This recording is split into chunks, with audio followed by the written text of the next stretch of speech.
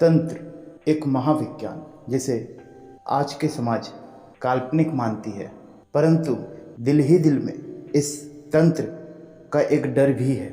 उन्हें पता है कि ये पूरी तरीके से मिथ्या भी नहीं है, एक ऐसी साधना जो समाज के कल्याण के लिए सोचती है, तो वही इस समाज का विनाश के रूप में भी प्रस्तुत है। एक ऐसी साधना जो ईश्वर के साथ जोड़ती है, मोक्ष और मुक्ति के लिए एक मार्ग दर्शाती है, तो वही कुछ लोगों के कारण, कुछ तांत्रिकों के कारण, निजी स्वार्थ के कारण समाज का विनाश भी करती है।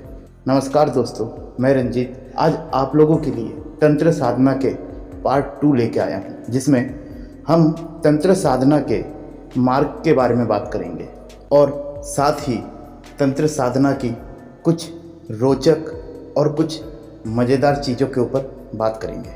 तंत्र साधना के मूल परमपिता हैं भगवान शिव। भगवान शिव के द्वारा ही तंत्र साधना की उत्पत्ति हुई है।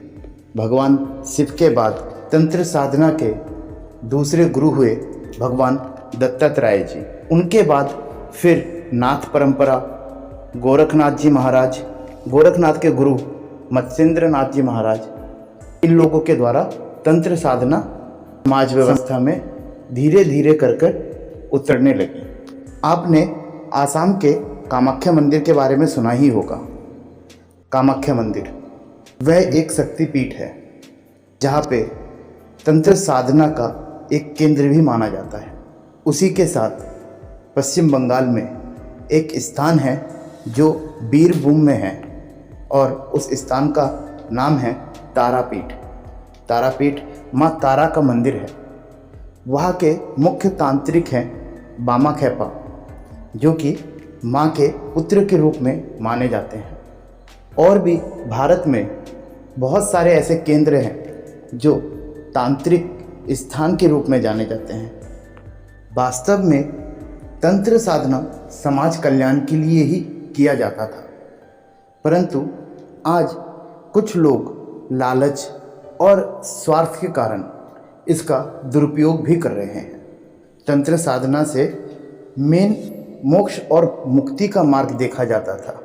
ईश्वर के दर्शन, ईश्वर की प्राप्ति के लिए ये किया जाता था, परंतु कुछ लोग ईश्वरीय शक्ति को छोड़ कुछ नकारात्मक ऊर्जाओं के साथ अपना संबंध बनाने में और अपने स्वार्थ को पूरे करने में जुट गए। ऐसा नहीं कि हर एक तांत्रिक ही बुरा है। कुछ तांत्रिक ऐसे हैं जो निजी स्वार्थ के कारण नेगेटिव एनर्जीज के साथ कनेक्शन बनाते हैं। अब ये नेगेटिव एनर्जीज कौन सी हैं? ये नेगेटिव एनर्जी है यक्षिनी, ये नेगेटिव एनर्जी है डाकिनी, पिचासनी, भूत, प्रेत, गंधर्व।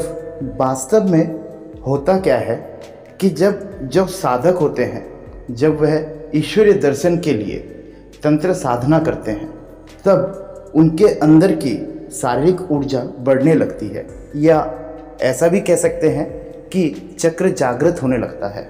और जैसे जैसे चक्र जागृत होता है, हम कुछ अननेचुरल चीज़ों के साथ अपना कनेक्शन बनाने स्टार्ट कर देते हैं। ये साधक उनको महसूस करने लगते हैं, और सिर्फ महसूस ही नहीं, वह उनको देख भी सकते हैं और उनके साथ अपने आप को जोड़ लेते हैं। अब इसमें होता क्या है कि हम जाने के लिए निकले तो थे ईश्वर के दर्शन के लिए, ईश्वर की प्राप्ति के लिए, मुक्ति के लिए, मोक्ष के लिए, परंतु बीच में ये जो ऊर्जा जिनके साथ हम संबंध बनाते हैं, हम वहाँ पे भटक जाते हैं, और इस भटकने के कारण हम उन नेगेटिव एनर्जीज के गुलाम हो जाते हैं। वास्तव में जाना हमें ईश्वरीय दर्शन के लिए ही था, जाना हमें परमपिता परमेश्वर के पास ही था, परंतु बीच में इन कुछ नेगेटिव शक्तियों के कारण, उन नेगेटिव एनर्जी के छल से या फिर अपने निजी स्वार्थ या लाभ के कारण हम उनके साथ जुड़ जाते हैं, और तब वह तांत्रिक साधक एक नेगेटिविटी का रोल प्ले करने लगता है। और उन तांत्रिकों के कारण ये तंत्र साधना धीरे धीरे बदनाम होता जा रहा है। हर कोई डरता है कि तांत्रिक क्रिया शायद ये गलत चीज़ है। इस तांत्रिक क्रिया में वास्तव में ही मरण, मोहन, वशीकरण जैसी चीज़ें होती हैं, परंतु हम इसको नेगेटिव रूप में देखते हैं। पर वशीकरण या मरण मोहन ये जो क्रियाएं हैं ये नेगेटिव रोल प्ले करने के लिए नहीं है। मैं इस वीडियो में आपको आगे बताऊंगा कि तांत्रिक क्रिया में वास्तविक वशीकरण, मरण, मोहन का अर्थ क्या है और ये क्यों किया जाता है। आप लोगों ने मुख्यतः तंत्र साधना के 2 मार्ग के बारे में सुना होगा, दक्षिण मार्ग और वाम मार्ग, परंतु तंत्र साधना के 3 मार्ग हैं। पहला दक्षिण मार्ग, दूसरा वाम मार्ग और तीसरा मिश्र मार्ग। दक्षिण मार्ग मूल रूप से वैदिक मार्ग है। यह शांत एवं सात्विक मार्ग है। इस मार्ग को श्री विद्या भी कहते हैं। दक्षिण मार्ग के सबसे बड़े साधकों में एक साधक रहे हैं रामकृष्ण परमहंस देव, जो स्वामी विवेकानंद के गुरु थे। ऐसा नहीं कि दक्षिण मार्ग के जो तांत्रिक होते हैं यह मरण मोहन या वशीकरण या फिर अन्य तांत्रिक क्रियाएं नहीं कर पाते हैं, ये भी उतने ही प्रभावशाली होते हैं। वाम मार्ग इसे मुख्य तंत्र मार्ग माना जाता है। इसमें पंचमकार की जरूरत होती है। पंचमकार क्या क्या है? मांस, मदिरा, मत्स्य, मुद्रा और मैथुन। यह वाम मार्ग के 5 स्तंभ हैं। और तीसरा मार्ग है मिश्र मार्ग। ये जो मिश्र मार्ग है यह वाम मार्ग और दक्षिण मार्ग का एक प्रकार से कॉम्बिनेशन है। इसमें थोड़ा सा क्रिया वाम मार्ग से और थोड़ा क्रिया दक्षिण मार्ग से यूज़ किया जाता है। इसी कारण मुख्य 2 मार्ग माने जाते हैं, दक्षिण मार्ग और वाम मार्ग। दक्षिण मार्ग में जब क्रिया की जाती हैं उसमें भी पंचमकारों की उपयोग की जाती है, परंतु वह काल्पनिक रूप से की जाती है। यानी मांस खाया तो जाता है परंतु वह मांस नहीं होता है, वह कोई फल ही खाया जाता है पर उसे मांस मान के खाया जाता है। पर वाम मार्ग में मांस को ही खाया जाता है। दक्षिण मार्ग में मदिरा पी तो जाती है परंतु जल को मदिरा मान के पी जाती है और वाम मार्ग में मदिरा को ही पिया जाता है। तो दक्षिण मार्ग और वाम मार्ग में सबसे मेन डिफरेंस यही है कि दक्षिण मार्ग शांत रूप का एक प्रतीक है। इसमें तांत्रिक क्रिया सेम ही होती है जो वाम मार्ग में होती है, परंतु कुछ चीज़ों को काल्पनिक मान के किया जाता है। परंतु वाम मार्ग में जिस चीज़ की ज़रूरत है उसी चीज़ को इस्तेमाल की जाती है। अब आपके मन में यह उठ रहा होगा कि पंचमकार का यूज़ कैसे ये साधक करते होंगे। तो वास्तव में ये मांस का प्रयोग इसलिए करते हैं क्योंकि हम जो हैं, मनुष्य जो जीव है या जो भी पशु हैं, ये सब मांस से ही निर्मित होते हैं। तो यह मांस खा के अपनी चेतना को मुक्त करते हैं। ये इस चीज़ को शो करते हैं कि हम शून्यता की तरफ बढ़ रहे हैं और अब हमें किसी चीज़ से फर्क नहीं पड़ता है। तो वही मदिरा का सेवन वह इसलिए करते हैं ताकि वह नशे में रहें और उस नशे के साथ वह अपने तंत्र साधना के उस अंतिम पथ तक जा सके।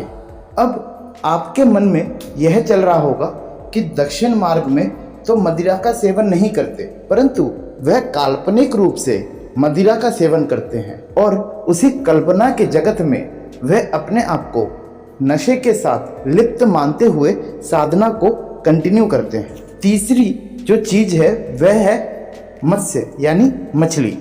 वह मछली का सेवन इसलिए करते हैं क्योंकि मछली चंचल होती है, तो वह अपने मन में जो चंचलता है उसको नष्ट करने के लिए वह मछली की सेवन करते हैं ताकि उनकी चेतना, उनकी आत्मिक जो चंचलता है वह थम सके। उनके मन में जो विचारों की जो चंचलता है, जो विचार हो रहे हैं, वह स्थायी हो सके, एक जगह केंद्रित हो सके। चौथा अंग है मुद्रा। यह मुद्रा हस्त मुद्राओं के बारे में है। हाथों में आपने देखा होगा कि कई प्रकार की कलाकृतियाँ बनाई जाती हैं। आपने मूवीज़ में या सीरियल में जब तांत्रिक क्रिया करते हुए किसी तांत्रिक को देखा होगा तो आपने देखा होगा कि वह हाथों की उंगलियों से कई प्रकार की आकृति बनाता है। तो यह जो आकृति बनाता है वास्तव में यही मुद्राएं होती हैं और इन्हीं मुद्राओं के द्वारा वह अपनी ऊर्जा को केंद्रित करता है और अपनी ऊर्जा को डायरेक्शन दे सकता है। पांचवा है मैथुन। अब यहाँ पे मैथुन को हम लोग गलत दिशा में सोचते हैं। मैथुन शब्द आते ही हमारे माइंड में काफ़ी कुछ नेगेटिव आना स्टार्ट हो जाता है, परंतु मैथुन का असली अर्थ है मथना, यानी मिक्स करते रहना। क्योंकि किसी भी चीज़ को जब हम मिक्स करते हैं तो हमें कुछ एक अलग न्यू प्रोडक्ट मिलता है। एग्जाम्पल के तौर पे मैं आपको बताता हूँ कि जब हम दही को मथते रहते हैं तभी दही से मक्खन निकलता है, यानी मथने के कारण दही से एक नई चीज़ का उत्पादन हुआ। वहीं पे हम दूसरा उदाहरण लेते हैं।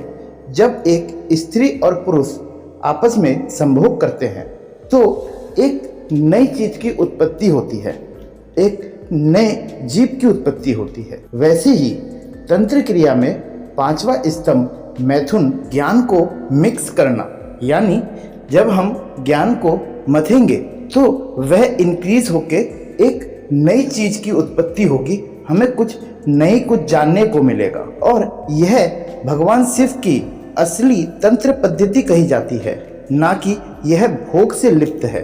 तंत्र साधना में एक वाक्य है, भाग विच लिंग लिंग विच पारा, जो राखे सो गुरु हमारा। यहाँ पे भाग यानी योनि और लिंग के बीच पारा यानी मरकरी का अर्थ ध्यान देने योग्य है। पारा अगर मनुष्य के शरीर में चला जाए तो उसका समूचा नर्वस सिस्टम प्रभावित हो सकता है, दिमाग का संतुलन बिगड़ सकता है।